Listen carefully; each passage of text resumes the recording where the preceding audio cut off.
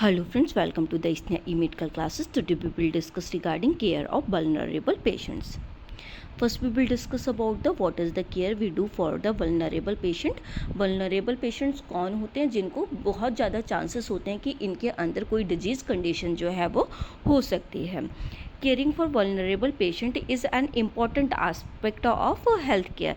जो vulnerable patient की care होती है ये एक बहुत ज़्यादा एक ये इम्पॉर्टेंट आस्पेक्ट है हेल्थ केयर के अंदर, क्योंकि ये क्या होता है, अगर कोई भी वल्नरेबल पेशेंट जो है, क्योंकि वो मोर प्रोन टू होता है डिजीज़ के, जैसे कि उसको कोई बहुत ज़्यादा टाइम से बीमारी चल रही है, ठीक है, या फिर वो बहुत ज़्यादा सोशियो इकोनॉमिक स्टेटस जो है उसका इतना ज़्यादा वीक है कि वो अपनी केयर जो है वो खुद से नहीं कर सकता. तो ये पेशेंट जब उनको सोशियो इकोनॉमिक स्टेटस उसका वीक होगा तो उसके पास जब खाने को जब अच्छी तरीके से नहीं होगा तो वो मोर प्रोन टू हो जाएगा डिजीज़ कंडीशन के. जब वो अच्छी तरीके से खा पी नहीं पाएगा और उसका तो फिर क्या हो जाएगा, जब वो उसके अंदर एनर्जी नहीं रहेगी तो फिर उसको मोर चांसेस हो जाते हैं कोई भी डिजीज़ कंडीशन होने के लिए. Vulnerable patients are individuals who may be at higher risk due to factors such as the age, chronic illness, disability, socioeconomic status और limited access to health care. Vulnerable patient कौन से लोग होते हैं जिनके अंदर more chances होते हैं, कोई भी higher chances हैं कोई भी disease condition होने के. जैसे कि किसी का age जो है वो increase हो रहा है तो उसको disease कोई condition है वो तुरंत हो सकती है, या फिर किसी person को chronic illness हो रही है बहुत टाइम से, मतलब लंबे टाइम से कोई illness चल रही है तो वो मोर प्रोन टू होता है डिजीज़ कंडीशन का. कोई डिसेबल है, सही से चल वगैरह नहीं पाता या तुरंत जो है उसको कुछ हैंडीकैप्ड वगैरह है या फिर उसको डिसेबिलिटी है किसी भी पर्टिकुलर ऑर्गन की, तो उसको क्या हो सकता है, मोर चांसेस रह सकते हैं डिजीज़ कंडीशन के. या फिर उसका सोशियो इकोनॉमिक स्टेटस जो है वो वीकन हो रहा है, मतलब वो अपना इतना भी नहीं है उसके पास कि वो अच्छी तरीके से खा पी सके, तो वो क्या रहते हैं, उनके पास में हेल्थ केयर जो होता है वो अच्छी तरीके से नहीं कर पाते हैं, जिसकी वजह से उसको हायर चांसेस हो जाते हैं कोई भी डिजीज़ कंडीशन होने के. Providing appropriate care and support for these patient require a compassionate and individualised approach. जो अगर इनको जो भी पर्सन ये होते हैं, इनको अगर हमें अच्छी तरीके से केयर और सपोर्ट की रिक्वायर्ड होते हैं तो इनके लिए क्या एक पर्टिकुलर अप्रोच लगाना पड़ता है, कि मतलब इन्हें स्पेसिफिक ग्रुप को एक केयर देनी पड़ती है, जिसको हम क्या कहते हैं, वल्नरेबल पेशेंट केयर कहते हैं. मतलब इंडिविजुअलाइज्ड पर्टिकुलर एक पर्सन के ऊपर अप्रोच लगा के हमें इनकी केयर करनी होती है.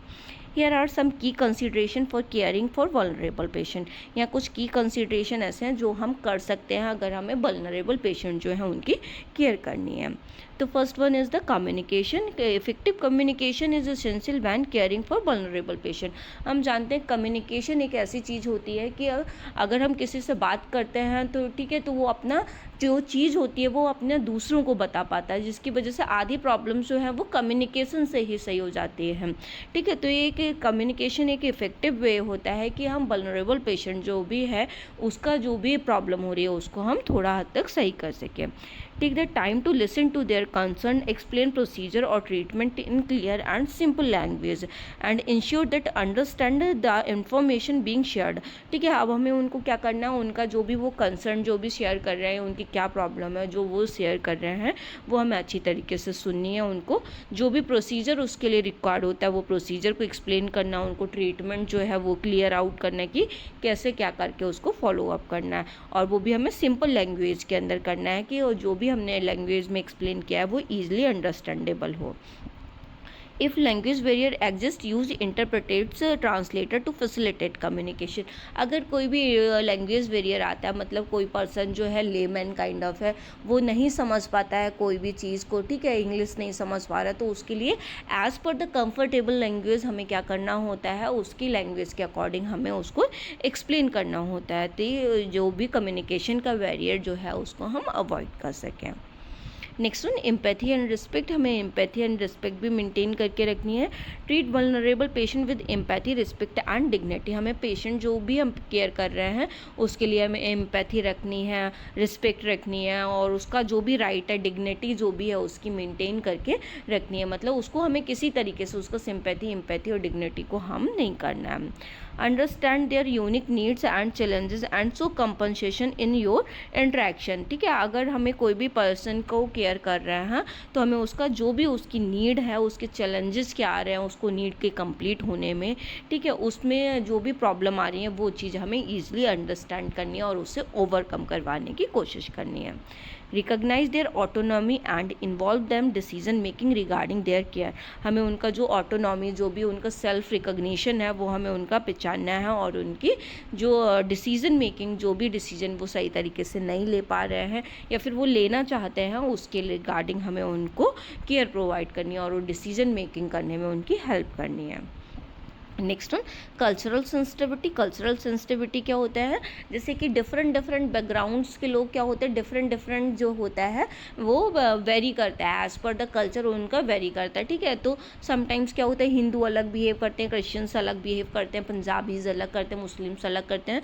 तो एज़ पर द कल्चर जो है वो हमें ये वो बीच में डिफरेंस नहीं आने देना है कि अगर हम कोई जो पर्सन है, हिंदू पर्सन है, क्रिश्चियन की केयर कर रहा है, तो हमें ये एक जो है वो बीच में बैरियर नहीं आने देना है। तो हमें as per the cultural sensitivity, उनके कल्चर में क्या सही है क्या नहीं सही है, वो किस चीज़ को फॉलो कर रहे हैं, हमें उनके अकॉर्डिंग जो है वो एक्सप्लेन करना होता है। Understand that certain culture religious practice में impact the patient health care decision. अपने कल्चर, कुछ हिंदू का कल्चर अलग होता है, मुस्लिम्स का कल्चर अलग होता है, क्रिश्चियंस का अलग, पंजाबीज का अलग होता है। तो as per the cultural practice, as per the religion practice जो है वो समटाइम्स जो हेल्थ केयर डिसीजन जो होता है वो इम्पैक्ट कर सकता है। जैसे सपोज दैट कोई जो है वो नॉन वेजिटेरियन जो है वो नहीं है, ठीक है, कोई वेजिटेरियन है, ठीक है। समटाइम्स बहुत सारी चीज़ें आती हैं कि डिफरेंट जो होती हैं वो कल्चर वाइज जो है वो वेरी करती हैं, तो उसमें हमें इसको इम्पैक्ट नहीं होने देना है। Respect their culture preferences while providing appropriate medical care. जब भी हम किसी भी पेशेंट को केयर प्रोवाइड कर रहे हैं तो हमें उनका कल्चरल प्रेफरेंसेस देख लेना है और उसका हमें with dignity, with respect maintain करते हुए हमें उनका केयर करना है। Next one, individualised care. Individualised care क्या है, tailor care plans to meet the specific need of each vulnerable patient. हमें क्या करना है, हमें पर्टिकुलर पर्सन को हर तरीके की केयर जो भी उसको रिक्वायर्ड है वो मिल सके, वल्नरेबल पेशेंट को ऐसी केयर जो है वो हमें प्लान आउट करनी है। Consider their medical history, social support system and limitation. हमें उनकी मेडिकल हिस्ट्री क्या थी, पास्ट में उनको क्या प्रॉब्लम रही थी, क्या साइन सिम्टम्स थे, कुछ रहा था कि नहीं रहा था, सोशल सपोर्ट जो है उनको प्रोवाइड करना और उसकी समथिंग लिमिटेशंस जो हैं, अगर उसने कुछ थ्रेशोल्ड सेट करके रखे हैं कि ये चीज़ नहीं होनी चाहिए, ये चीज़ होनी चाहिए, ठीक है, तो हमें उस चीज़ को कंसीडर करना है। Collaborate with other healthcare professional to create comprehensive care plans that address their physical, emotional and social well-being। हमें उसका जो भी कोलैबोरेट करना है, जो भी हेल्थ केयर प्रोफेशनल जो है जो भी कॉम्प्रिहेंसिव केयर दे रहा है, उसको फिजिकल प्रॉब्लम क्या है, इमोशनल जो है उसकी सोशल वेलबींग क्या है, उसके संग में हमें मतलब सारे एस्पेक्ट में उसकी केयर की जा सके, फिजिकली, मेंटली, सोशली, सब तरीके से उसका हमें उसको एड्रेस करना है उसके according. Next one, advocacy. Advocacy क्या है, act as an advocate for vulnerable patient specially if they face barrier in accessing health care for understanding their right. हमें एज ए एडवोकेट काम करना होता है। अगर समटाइम्स क्या होता है, पेशेंट जो होते हैं वो अपने राइट्स नहीं समझते कि वो कितने राइट्स जो होते हैं उनके हैं, वो किस चीज़ के लिए मना कर सकते हैं, किसके लिए हाँ कर सकते हैं, ठीक है। तो उनके पेशेंट के पास में ऑलमोस्ट अपने डिसीजन लेने के सारे राइट्स होते हैं, ठीक है। तो उसका ये चीज़ है वो बैरियर ना है इस चीज़ में, तो हमें उनको रियलाइजेशन कराना है कि तुम्हारा ये राइट है। ensure that they have necessary resources, support and information to make informed decision about their care। अगर उसका जो भी necessary resources required है, उसको कोई support required है, कोई information required है, कोई decision making के लिए, तो हमें उसको सारा कुछ provide कराना है। Next one, collaborative approach. Collaborative approach क्या है, work collaboratively with other health care providers, social workers, community organisation and family members to coordinate care for vulnerable groups. ठीक है, जो भी हम लोगों के कलीग्स होते हैं, हेल्थ केयर प्रोवाइडर्स हो गए, सोशल वर्कर्स हो गए, ऑर्गेनाइजर हो गए, ठीक है, फैमिली मेम्बर्स हो गए, तो हमें इन सब के संग में मिलजुल के काम करना है ताकि जो भी वल्नरेबल पेशेंट है उसको हम उसकी प्रॉब्लम से ओवरकम करा सकें। This multi disciplinary approach helps address various aspects of their well-being and promote continuity of care। ये जो मल्टी डिसिप्लिनरी अप्रोच जो होता है ये वेरियस एस्पेक्ट में काम करते हैं, जिसकी वजह से हम क्या कर सकते हैं, उसकी वेलबींग जो है उसको हम प्रमोट कर सकते हैं। Next one access to care. Access to care क्या है? Identify and address barrier to health care access faced by vulnerable patient. हमें क्या करना है, हमें जो भी पेशेंट का बैरियर आ रहा है उसको केयर करने में, क्या जैसे कि कुछ भी उसके एरिया में अवेलेबल नहीं है, ठीक है, उसका घर जो है वो जो हेल्थ केयर सेंटर है उससे बहुत दूर पड़ता है, तो ऐसे जो भी बैरियर्स आ रहे हैं उससे हमें ओवरकम करवाने की कोशिश करनी है, आइडेंटिफाई करना और उससे ओवरकम कराना है। This could involve connecting them with the community resources, assisting with transportation और providing information about financial assistant programmes. ये क्या क्या इन्वॉल्व कर सकते हैं, जैसे उसके कम्युनिटी रिसोर्सेस नहीं है उसके पास में कोई, मतलब जिससे वो केयर कर सके, ठीक है, जैसे वाटर सप्लाई नहीं है, हेल्थ की केयर डिलीवरी सिस्टम नहीं है वहाँ पे ट्रांसपोर्टेशन नहीं चलता, वहाँ पे इंफॉर्मेशन जो है वो नहीं पहुँचती, वहाँ पे फाइनेंशियल से रिलेटेड उसको कोई प्रॉब्लम है, मतलब सोशियो इकोनॉमिक स्टेटस वीक है, तो उसको हम जो भी फाइनेंशियल प्रोग्राम्स उस टाइम पे आए होते हैं उससे हम उसको बता सकते हैं कि ये प्रोग्राम चल रहा है, इसके अकॉर्डिंग वो ये बेनिफिट जो है वो गेन कर सकता है। Next one education and empowerment पे, उसको पेशेंट को हमें एजुकेशन प्रोवाइड करवानी है, उसको एम्पावर करना है। हम educate vulnerable patient about their health care condition, self care strategies and available resources.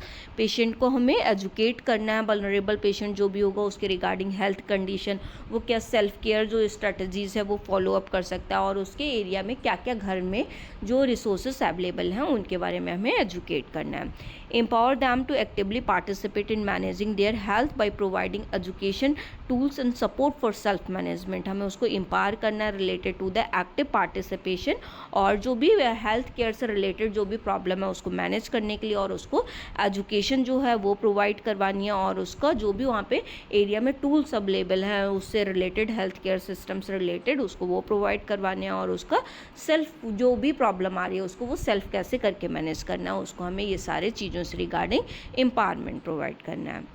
Next mental health support. Patient जो है वो समटाइम्स क्या हो जाता है, मेंटली एग्जॉस्टेड हो जाता है, तो उसको मेंटल हेल्थ सपोर्ट भी प्रोवाइड करना है। Recognise the potential impact of mental health issue और नो वल्नरेबल पेशेंट। हमें उसका इम्पैक्ट रिकॉग्नाइज करना है कि अगर उसको हेल्थ प्रॉब्लम चल रही है तो उसको मेंटल हेल्थ इशूज़ तो नहीं हो रहे हैं कुछ, मतलब वो इतना ज़्यादा परेशान हो रहा है जिसकी वजह से उसको मेंटल स्टेबिलिटी तो कोई भी प्रॉब्लम नहीं हो रही है, तो उसके अकॉर्डिंग हमें मेंटल हेल्थ सपोर्ट जो है वो प्रोवाइड करना है। Screen for mental health concern and provide appropriate referrals और इंटरवेंशन एज नीडेड। हमें उसका स्क्रीनिंग करानी है मेंटल हेल्थ कंसर्न जो भी उसके आ रहे हैं उसके रिगार्डिंग, और उसको इंटरवेंशन जो भी उसके रिगार्डिंग हम प्रोवाइड कर सकते हैं वो प्रोवाइड कराने हैं। Addressing mental health care significantly improve overall wellbeing and treatment outcome. उसका जो भी एड्रेस करना, जो भी मेंटल हेल्थ इशू है उसे ओवरकम करा के उसका ट्रीटमेंट जो है उसको हमें प्रोवाइड करवाना है। Next one continuity of the care. ये सारी केयर जो है समटाइम्स होते पेशेंट जो होते हैं वो कंटिन्यूएशन में नहीं रखते हैं अपना हेल्थ केयर जो भी केयर होता है, और फिर वो अगेन वही सेम कंडीशन में आ जाते हैं, तो हमें उसका क्या मेंटेन कराना है, कंटिन्यूटी ऑफ केयर मेंटेन करानी है। Ensure a smooth transition of care between the different health care settings such as the hospital, clinic and home care. हमें ये इंश्योर करना है कि सारा जो हेल्थ केयर सेटिंग्स जो है वो ईजिली अप्रोचेबल है कि नहीं है, हॉस्पिटल, क्लिनिक या फिर होम केयर जो भी है वो क्या चीज़ अवेलेबल है, क्या चीज़ उस एरिया में अवेलेबल नहीं है। facilitate effective communication and information sharing to avoid fragmented care and prevent potential adverse events।